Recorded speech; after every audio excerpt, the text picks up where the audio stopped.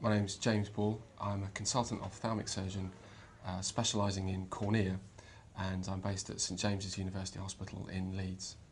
The cornea is the window at the front of the eye, and it's made of three layers. It's got a delicate skin, then a structural thicker bit, and then a very delicate lining.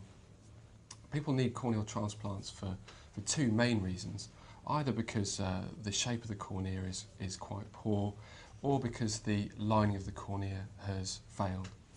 Generally those reasons fall into two different age groups as well. So the two commonest reasons for doing a corneal transplant is either because the cornea has become misshapen, i.e. the front structural part has become thinned, and this is a condition called keratoconus. It tends to affect patients who are in their late teens, early 20s. The other big group are patients in whom the delicate lining of the cornea has failed, and these tend to be elderly patients. Most of the conditions that affect the cornea, they come on quite gradually. So if we talk about keratoconic patients, as I said, they're young patients, and the first thing they may notice is that they think they need glasses. The elderly patients, usually they've seen very well for most of their lives. As the lining of the cornea stops working in these elderly patients, what they first of all notice is that their vision's a bit blurry first thing in the morning. What we try and do is just replace the part of the cornea that isn't working so well. So this means actually we're trying to do a different operation for these two largely different groups of patients.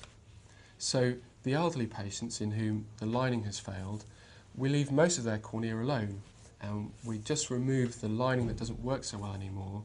We make just a small wound off to the side, and having prepared a donor sheet of healthy cells, post that into the eye and use an air bubble to just stick it into place on the back of the patient's cornea, so that we've just replaced the unhealthy lining.